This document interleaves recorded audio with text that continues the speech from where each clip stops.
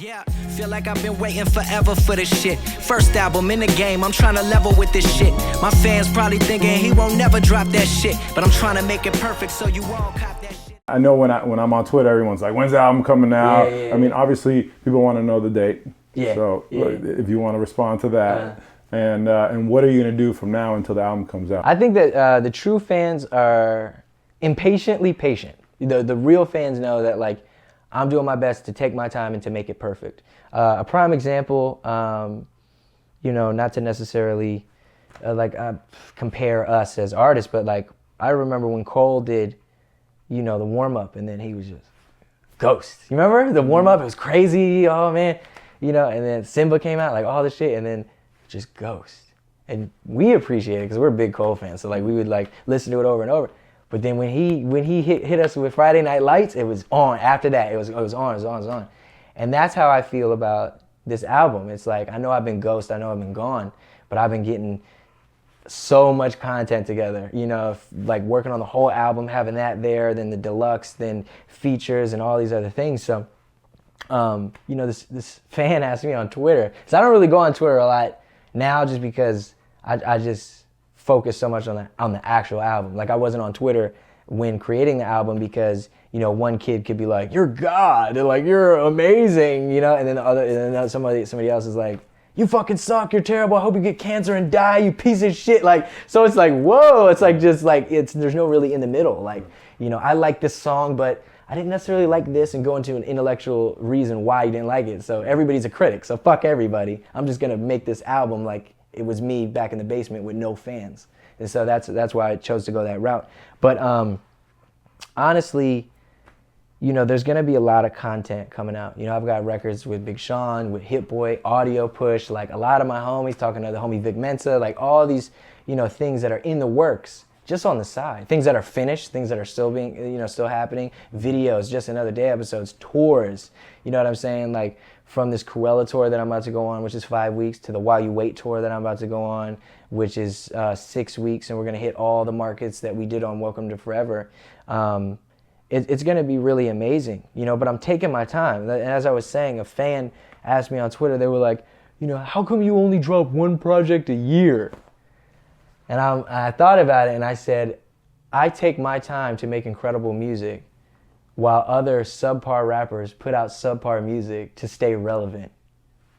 Like, that's just real shit. If you drop a verse on everybody's shit, or if you drop a mixtape every 4 months or this or that, like, sure, you're relevant, but nobody cares. It's like the euro and the dollar, you know what I mean? It's like, how important is it? You know, is there substance in it? Does it matter? And I feel like if I gave you a project that I made in 4 months, like every 4 months, there wouldn't be anything there. There might be 2 records that are dope, and then out of the whole year, you got 9 amazing records, but you put out, you know, subpar quality music. So I take my time because I know that the true fans, the true real music lovers, not just hip hop, but music lovers, are gonna appreciate every sentence, every line, every punchline, every story told, and it's gonna be awesome. So sorry for that long ass, but yeah.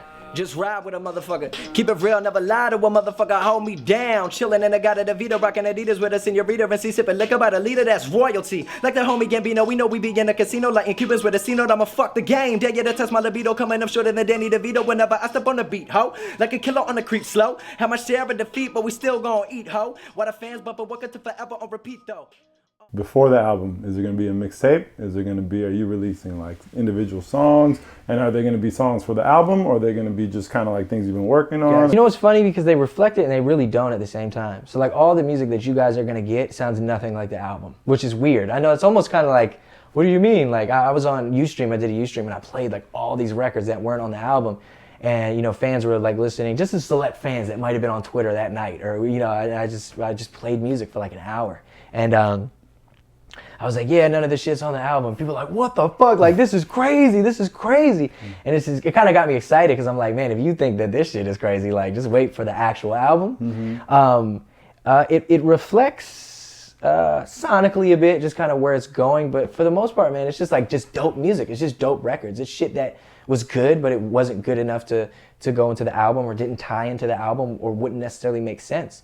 Like, trust me when I say this album is the most hip hop record I've ever done. I know you can attest to that. Yep. It's like, it's raw, it's real, it's very musical, but there's still records you can have a great time to, you know. Like I got a joint from DJ Dahi, you know, who obviously did Money Trees for Kendrick, Worst Behavior for Drake, so that's like the happy, turn up, have a good time. But it's not like bitches and, you know, weed, and like, it's not like that. It's, I talk about those things, but it's more, it's just, because the album is so conceptual and so dark and so story driven, I had to put, you know, one or two fun, just happy, dope records to have a good time to, and enjoy.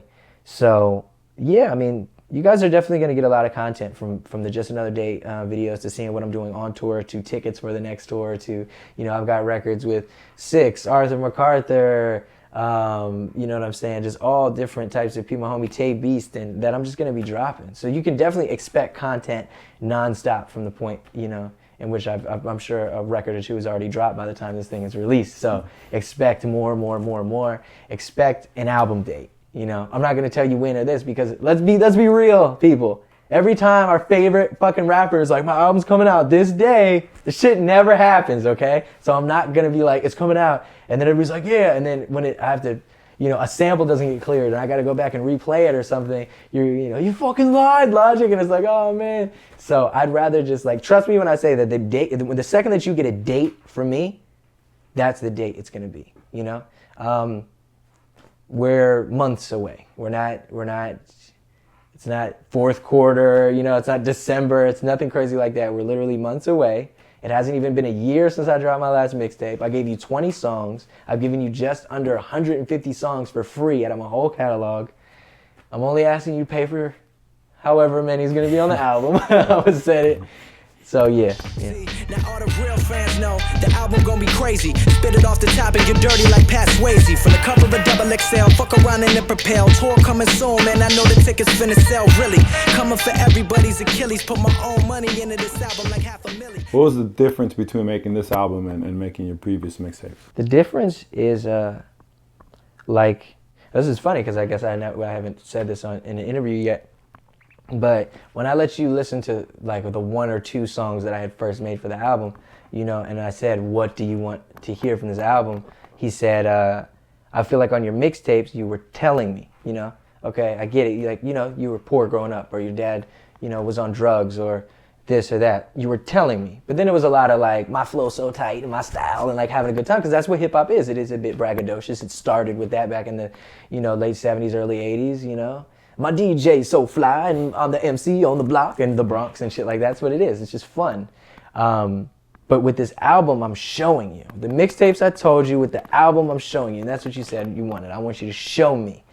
And you know, with the mixtapes, it was all over the place, but not in a bad way, but it was just like, I got a commercial record here, I'm kind of doing some melodic club fun shit over here, and then I'm doing some fucking rapping on Miss Jackson, okay? It's just back and forth. It's almost bipolar, but that's who I am. I mean, just as an artist, I love this, I love that, and there's people, I mean, Slug from Atmosphere said it best, you know what I mean? Like, enjoy all the branches of this tree, you know, that is hip hop, rather than just one, and then hating on the rest. You're all united together, you all have the same roots, you know? So, with this album, it's 100% hip-hop to the fullest. It's just, there's no radio records or this or that, which isn't a bad thing. I just didn't feel like doing that with this. I wanted my true introduction to the whole world to be, this is Logic, this is his story. What does West Deer Park look like? You know what I mean? What was it like when he was skipping school? What was he doing? Where was he going? Let's really talk about my dad, you know, like my dad, yes, he used to smoke crack and he wasn't around and he was never there, but that's all you heard. It's like, that's kind of fucked up, because now he's 4 years sober. He's doing good. I try to talk to him whenever I can. He's a good man, you know what I mean? And like, I paint that picture. I talk about my sisters and my brothers and my mother and our relationship. I haven't spoken about to her in years, and like, all these crazy, they're now owning a company and having employees and traveling the world, and like, I talk about all these things that are happening, and I'm showing you. I'm taking you to Belgium when I was on tour in Europe, what it was like on the train, having a conversation with a woman and actually talking about my favorite movies, and like all this crazy shit. Anything that you could possibly think of that you really want to know about me is told on this album. And that is the difference. And the fucking music is crazy, dog. Like, the music is next level. Like, it's shits on my mixtapes, you know what I mean? I mean, from live strings to live bass guitar, guitars, singers, backup singer, like it's very grand. And like everybody that I've played it for, from you to you know, different homies and people I haven't seen in a long time and producers and all this, I always sit down with them and they're like, man, like you made the album I wanted you to make. Like as a fan, like you made what I wanted you to make. Yep. And as a fan, I just wanted you to make the album you really wanted to make. And this is the one that I wanted to make. Break it down for these motherfuckers thinking that they fucking with me now, but they never was. Tell me where was y'all back on to come up way before the buzz? Chilling with my homies in the basement like it really was. Fucking with me now. Top down, just the four of us. One thing that I do want to say is that as how does it relate or how similar is the album to the mixtapes? So obviously I went into that. But the one big thing that's really awesome is a lot of the key records on the album were recorded in hotel rooms, like on the Kid Cudi run or my tour, or in my house, just in my room, rather than the multi-million-dollar studio like No ID spot.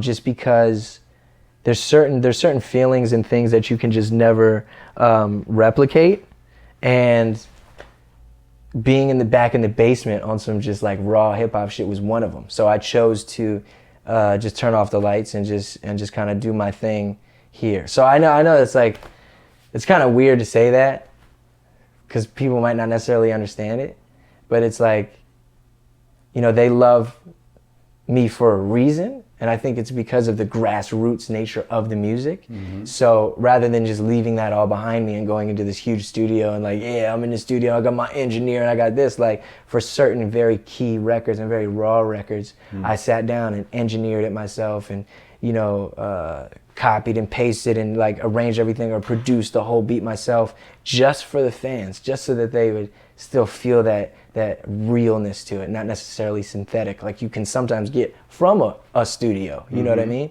Where maybe grittier is better than crispy. When I heard the album, it's like when that last song comes on, it sounds like Victory. Yeah. I'm gonna coin that. Coin it, Victory. I know, because I said that next time. I was like, it's like Victory. And you looked at me like, motherfucker, I said that. Like, yeah, it's funny. That feeling after you go through that journey of listening to the album and going on that journey with you and then getting to that final track that just kind of like brings everything home. It's just kind of crazy. I think long story short, just to kind of like give the audience like a bit of a taste, is that the entire, it is a story. It's not a linear story per se, but it is a story. It has a lot to do with my childhood, or more so my adolescence, like as a teenager, and the things that I was going through. It's a very dark album, and it's not, there's a little bit of the braggadocious in there. You just gotta have fun and let them know who's boss on the mic, you know? But for the most part, it's very story driven and, you know, paints a lot of pictures and just very fun.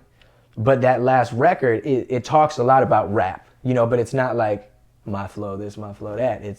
It's actually painting the picture of what I'm going through with Visionary and Def Jam and putting out the album and like all this, what some people want, what this want, but then having full creative control, doing whatever the fuck I want, telling Def Jam, no, like I'm gonna do this. And even though they're really good, like everybody's cool there. So, but just, you know, letting the fans know, like, this is the album I want. And don't try to come to me and be like, oh, the label, and like, nah, bro, you know? And it's just, the end is where I actually talk about the rap. It's kind of funny. The whole album is almost the past, really. I mean, I delve into a lot of the present in the album, but a lot of it is really the past and what I want to go and where I want to, you know, be and how I am, like, you know, as a kid, like, oh shit, what's gonna happen? You know, I'm on, you know, welfare and all this, and I don't know what my future is gonna be. And it's really fucked up because I never come to the conclusion in the album of where am I gonna be? Because there's people out there right now like, damn, where am I gonna be? What's gonna happen? And then it's like, rather than going, but everything was all right, like, you don't know.